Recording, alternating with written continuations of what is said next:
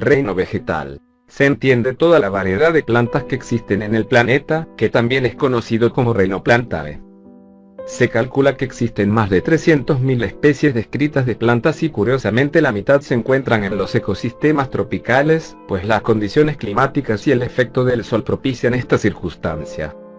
Su estructura comprende todos los seres pluricelulares que presentan tejidos, realizan la fotosíntesis y viven en el suelo casi en su totalidad. Algunas de sus características son que las células poseen cloroplastos que permiten la fotosíntesis, y pared de celulosa que les da forma y resistencia.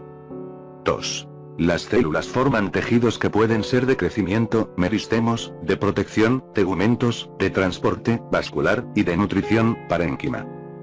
3. La reproducción es fundamentalmente sexual con alternancia de generaciones. Una fase haploide seguida de una fase diploide.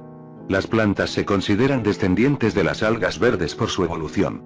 El éxito de estos seres en el medio terrestre se debe a la solución de problemas como el control de la pérdida del agua, a la adquisición de un sistema vascular para el transporte de sustancias y a la eficacia de sus procesos de reproducción y diseminación de semillas. nutrición. Todas las plantas son autótrofas, aunque algunas especies adoptan otros sistemas de nutrición como las plantas parásitas y las carnívoras. Mediante la fotosíntesis, las plantas utilizan la energía solar para convertir las sales minerales y el dióxido de carbono en moléculas orgánicas. La raíz es el órgano de absorción de los nutrientes inorgánicos que conforman la savia bruta. Esta asciende por el tallo hasta las hojas en donde tiene lugar la fotosíntesis y la transformación de la savia bruta en savia elaborada, la cual es distribuida a todas las células del vegetal por medio de tejidos conductores. Reproducción. Las plantas tienen reproducción asexual y sexual. La reproducción asexual tiene lugar cuando un solo progenitor da origen a nuevas plantas a partir de ciertas partes, como bulbos, tubérculos y fragmentos de tallos, esquejes. La reproducción sexual tiene lugar por la fusión de los gametos que originan el cigoto, a partir del cual se desarrolla una nueva planta. En el ciclo vital de toda planta se pueden distinguir dos fases, atendiendo el número de cromosomas. Una fase haploide, 1N, o gametofítica que da origen a los gametos masculinos y femeninos, y una fase diploide, 2N, o esporofítica que se inicia con la formación del cigoto, que tras su desarrollo da lugar a una nueva planta. Por eso se dice que el ciclo de las plantas es una alternancia de generaciones. Clasificación de las plantas. El reino vegetal se divide en dos grandes grupos. El de las plantas sin flores o criptógamas, y el de las plantas con flores o fanerógamas. Las plantas criptógamas, como los musgos y los helechos, y no producen sus gametos femeninos en órganos florales sino en estructuras sencillas en forma de botella que se denomina arquegonios.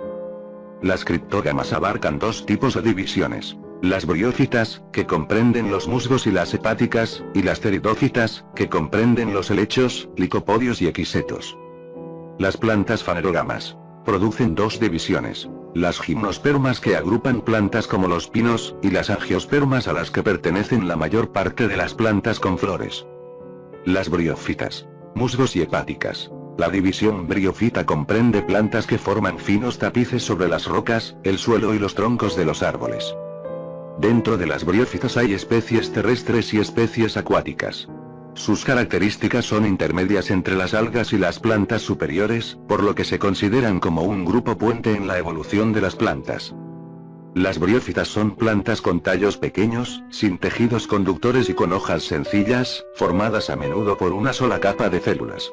No tienen verdaderas raíces sino unos pelillos que las fijan a las rocas y que se conocen como rizoides. Los órganos reproductores se forman en los extremos de los tallos, gametófitos. Los gametos masculinos se producen en los anteridios, y los femeninos en los arquegonios. La fecundación ocurre cuando el gameto masculino llega al arquegonio y se fusiona con el gameto femenino, dando origen al cigoto, el cual se divide y desarrolla el esporófito. El esporófito porta una cápsula o esporangio, dentro de la cual se forman las esporas, que al quedar libres darán origen a nuevas briófitas. En las briófitas se pueden distinguir dos grupos, la clase musgos y la clase hepáticas. Los musgos son plantas pequeñas con rizoides, tallos y hojas sencillas. Los musgos tienen un papel ecológico fundamental ya que, junto con los liquines, son los primeros colonizadores de zonas sin vegetación. Las hepáticas Son plantas pequeñas con estructuras en forma de hojas anchas que se fijan sobre el sustrato. Crecen en sitios húmedos y sombreados. Las gimnospermas. Características. La división gimnosperma está formada por árboles como los pinos y los cipreses. Son plantas fanerógamas por presentar flores, también reciben el nombre de espermáticas por producir semillas. Las semillas no se forman en el interior de un ovario, por tanto no dan frutos. De ahí el nombre de gimnosperma, quiere decir semilla desnuda. Las gimnospermas forman un grupo primitivo de plantas que aparecieron a mediados de la era paleozoica, hace unos 350 millones de años, y que constituyeron la flora dominante de la era mesozoica. Actualmente, apenas quedan 700 especies, de gran valor para la industria maderera. Las gimnospermas son plantas leñosas, árboles y arbustos, que se agrupan formando extensos bosques. Son plantas traqueófitas pues poseen tejidos conductores de la savia, formados por unas células alargadas, llamadas traqueidas. Las hojas son aciculares, es decir, en forma de agujas, algunas especies tienen hojas escamosas. Las flores forman agrupaciones en forma de piña denominadas inflorescencias. Hay inflorescencias masculinas productoras de polen e inflorescencias femeninas con óvulos, que albergan los gametos femeninos. Estas inflorescencias pueden estar en el mismo árbol o en árboles distintos.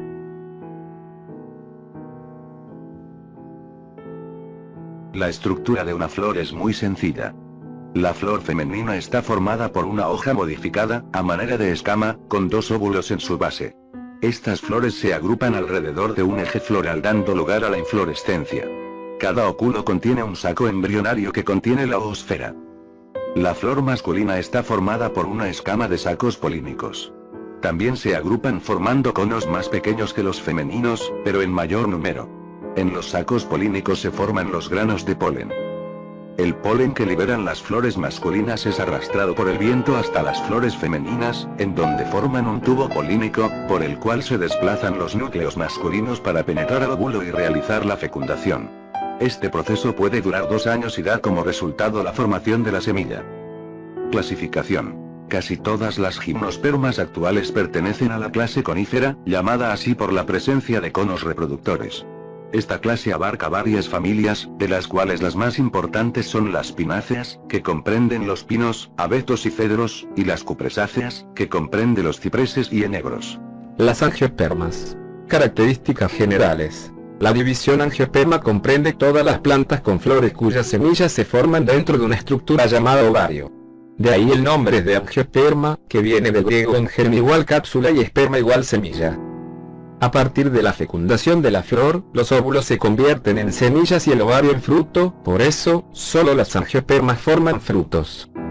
Las angiospermas, a pesar de su más reciente aparición, constituyen las plantas más evolucionadas. Su éxito en el medio terrestre posiblemente se debe a la formación del tubo polínico, que permite la fecundación independientemente del agua y a la protección que tiene el embrión dentro de la semilla. Las angiospermas son plantas llamadas completas porque tienen raíz, tallo, hojas, flores y frutos.